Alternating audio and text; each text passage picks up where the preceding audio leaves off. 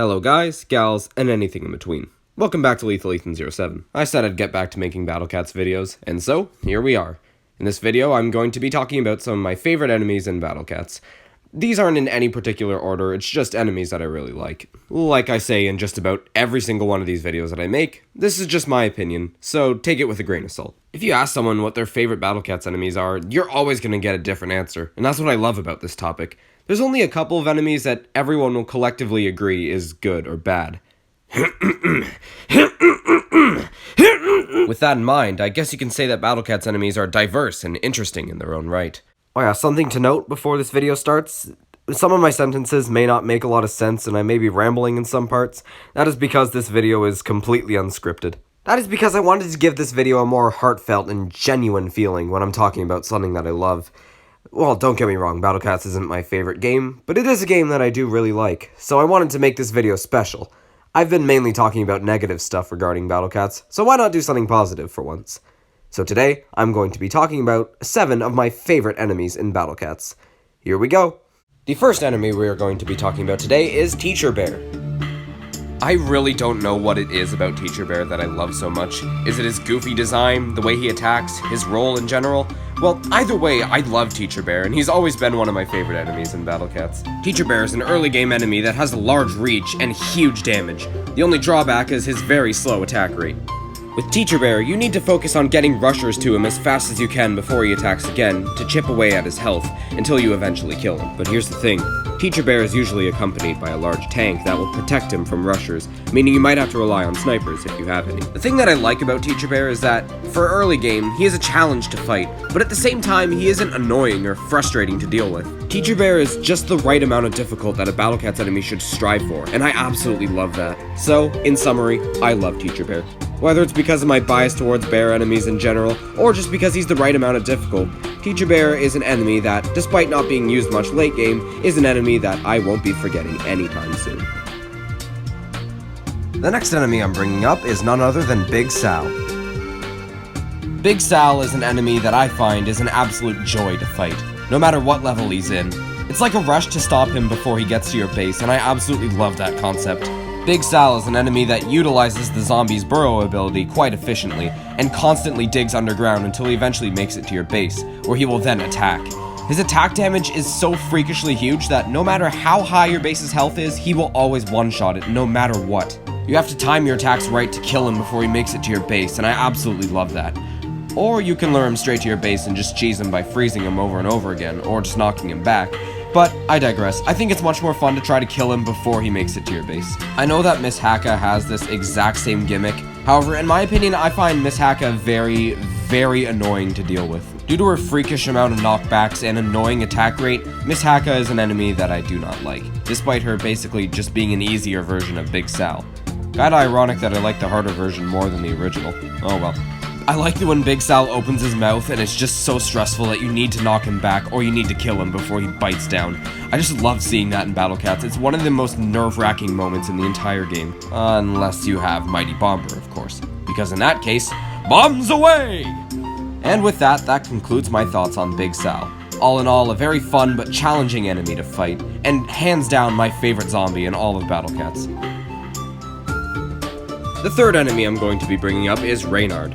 Or maybe it's Raynard. I have no idea how you pronounce his name, but I'm just gonna call it Raynard. If I'm wrong, please correct me in the comments. Raynard is a fox-like enemy that serves as a long-range sniper with a deadly but inconsistent surge attack. I think design-wise, Raynard might be one of my favorite enemies in all of Battle Cats. He just looks like some shady dealer that you'd find in a back alley, and his description only reinforces this idea. And also, here's a quick fun fact about Raynard. Did you know that that cloak he's wearing is actually Piggy's skin? This fact is kinda dark if you think about it, considering that most of the enemies in this game are animals, but anyway, that's besides the point. I think Raynard's walking animation is what I love about him most. I just love how he slowly shuffles towards your cats like he's ready to ask them if they want a sample of his product. Raynard, in my opinion, is an enemy that is very fun to fight, regardless if he's accompanied by a large tank or not. Raynard is an enemy that isn't particularly challenging. However, if you leave him on his own, he can take out a large chunk of your units if you give him the chance. So yeah, those are my thoughts on Raynard. I sure hope that this little guy gets used more in future levels, as I really like fighting him. The fourth enemy I'm going to be bringing up is Hna. I just love how absolutely insane H-Na looks. And that is probably a big reference to the Lion King, which makes me love this enemy even more. H-Na is a fast-attacking enemy that usually comes in groups that has a good chance to knock back your units if it doesn't just kill them instantly in one bite. I'm honestly surprised to hear that a lot of people find H-Na annoying. To me, he's not really that big of a challenge. He's always been incredibly fun to fight in my opinion, even in stages like Learn to Love. However, the main things that I like about H-Na are his freaky appearance and his description. I am a fan of voice acting, so if ever I decide to voice Battle Cat's enemies, you know who's gonna be in that video. The next enemy we're going to be talking about is Condemned Peng. Condemned Peng, so far, is easily my favorite Aku enemy. I love absolutely everything about him, from his design to his attack animation to the way he works. However, the thing that I like the most about Condemned Peng is his difficulty. Although I love the Aku enemies, I do have to admit that a lot of them are very annoying to deal with, or are incredibly hard. Condemned Peng, an enemy that you find in the early stages of the Aku realms, is a change of pace from this. He's moderately difficult, but nowhere near annoying or too hard. Condemned Peng, however, is nowhere near a pushover, especially if in groups. I don't like enemies that are too easy, but I also hate enemies that are way too hard. And Condemned Peng hits that sweet middle ground that I absolutely love when Battle Cat's enemies perform. One of the main things that I really like about Condemned Peng is how gimmicky he is without being too challenging. Condemned Peng can slow your cats, and when he dies, he can create a death surge that is guaranteed to slow your cats quite a bit, and deal a little bit of damage. If you're not careful, Condemned Peng can rip a hole in your units, so you really have to be careful, and you need to have a bit of luck depending on where that surge lands. However, you really don't need to worry about this surge too much. It's not too punishing, unlike other Aku enemies with death surges. Fallen Bear. And with that, that should conclude my thoughts on Condemned Peng. Overall, a really good enemy, and I'd love to see more Aku enemies like him in the future. And I mean, come on, it's a Peng variant. What's there not to love about that? Jackie Peng gang, anyone? No? Okay then. Up next with a kinda controversial opinion, we have Croakley. Okay, hold on, put down your pitchforks, I need to explain myself first. Queen Bee, despite being incredibly easy, was an advent boss in Battle Cats that I really enjoyed fighting because there was a bit of strategy to her. You had to get your unit deployment timed right so that they wouldn't get hit by your stingers. So when I saw that Croakley was basically this but easier, I was over the moon. I've seen a lot of people call Croakley really annoying and basically just Henry 2.0. And yeah, to be fair, he is Henry 2.0. But here's the thing, I find Croakley a lot easier to deal with than Henry. I think that Croakley is what Henry should have been. Croakley, despite having a moderately fast attack rate and an absolutely punishing 60 seconds slow does not affect your units attacking, it only affects their speed. So if a really fast enemy pushes through, your cats will still have a chance to fight back despite being slowed, unlike Henry, who freezes your cats completely. With Croakley, it seems that there is a lot more room for error than Henry, and I really like that. With Henry, it's basically one wrong move and you're dead, but with Croakley, it's one wrong move and you're inconvenienced. I mean, sure, Croakley is always accompanied with a strong enemy, however, that's kinda to be expected. He's a backline supporter, of course he's gonna have something bigger with him. Another thing to add to my Croakley versus Henry comment is how Croakley has a lot less health than Henry.